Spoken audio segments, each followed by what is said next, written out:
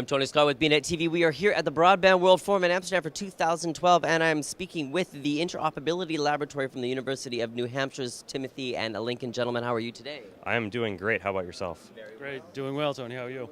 Doing well, doing well. It's Amsterdam, great conference, great city, so you have to really appreciate the vibe of the European community putting on such a great conference in, again, such a great city.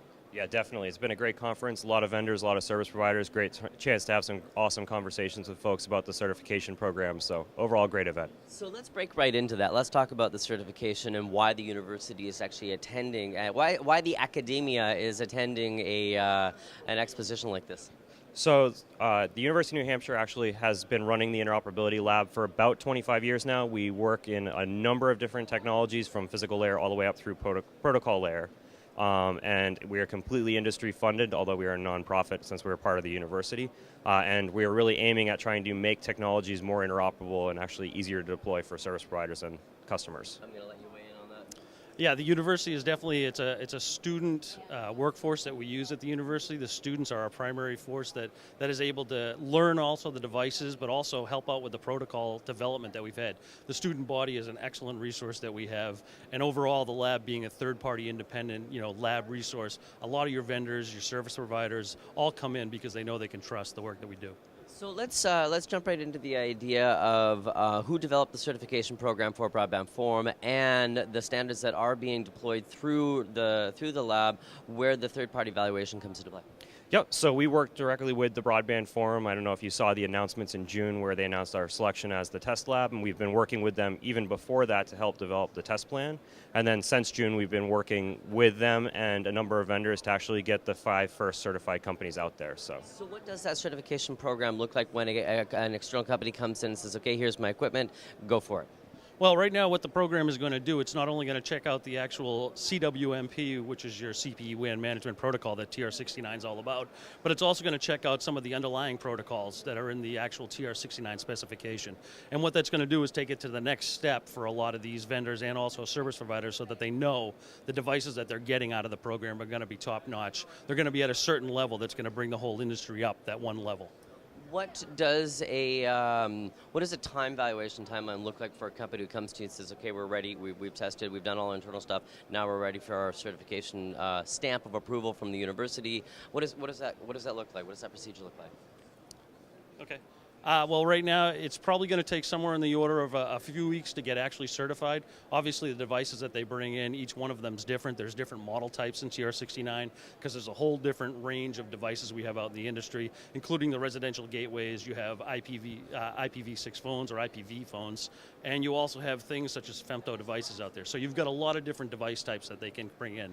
And depending upon the type of device type, the model types that they use, and how they actually interact, then it can definitely take, a little bit different in time. Is it like submitting something to, I'm going to equate it to like the FDA or something of the sort, where the guidelines and protocols of the external testing from the individual companies have to be, given to you as well, so that you can look through and see what types of testing they've already done and then go back and verify it?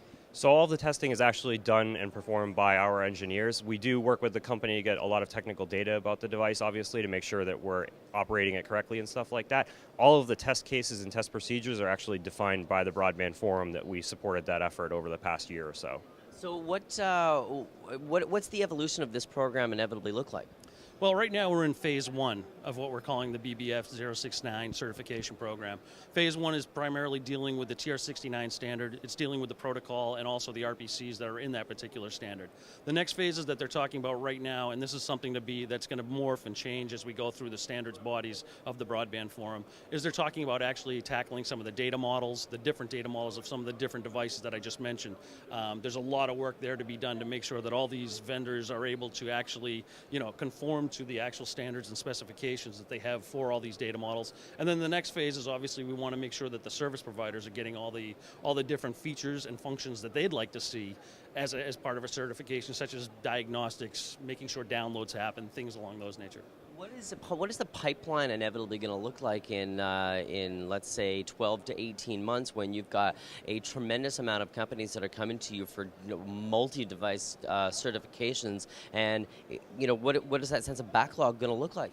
Well, one of the great things about the University of New Hampshire is that it's very easy for us to actually scale the size of our pipeline, and we do this regularly with a lot of our other technologies actually too. So as we see an upturn in like a service or something like that, we actually add parallel slots. So instead of testing only one company at a time, we can test upwards of 4 or 5, maybe even more if TR69 grows to that potential. So definitely huge potential there. Inevitably, with the home connected device marketplace doing a massive hockey stick-like curve in 2013-14, IPv6, finally into the system now, we're looking at getting a lot of devices online at a very short period of time. So, there's going to have to be a lot of new products coming to market to be able to handle that backhaul and core infrastructures, blah, blah, blah, blah, blah. Right. I think as you see right now, a lot of what the TR69 was originally positioned to do was to handle the actual management of your gateways. Right. And now I think, like you're saying, that this is now going beyond the gateway into the home, into the connected home, where you're going to be managing everything from your phones, your TVs, your storage. Your smart metering. Yes, eventually. Right. If they put it into the product, then we definitely can manage it. Fantastic. Okay, and so gentlemen, finally, what are we going to see, I guess, from the certification's next phase here within the next 12 months?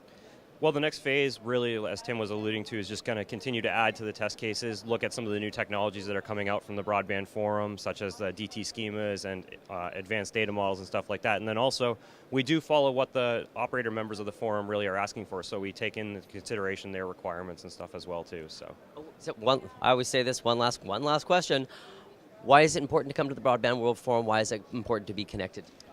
It's good to see what everybody in the industry all over the world is doing right now with the products that they're doing, but also for them to actually see, from our perspective, that there are other programs out there that are going to make their lives better and easier in the long term, which is the certification. Yeah, completely agree with that. And ditto to that. All right, gentlemen, Tim, Lincoln, I appreciate you taking the opportunity to speak with us here today at the Broadband World Forum. I hope I get a chance to speak with you again in the future. Thank you. Excellent. I've been speaking with the gentleman here from the University of New Hampshire, the certification program for Broadband Forum, and I am Tony Sklar with bnetTV.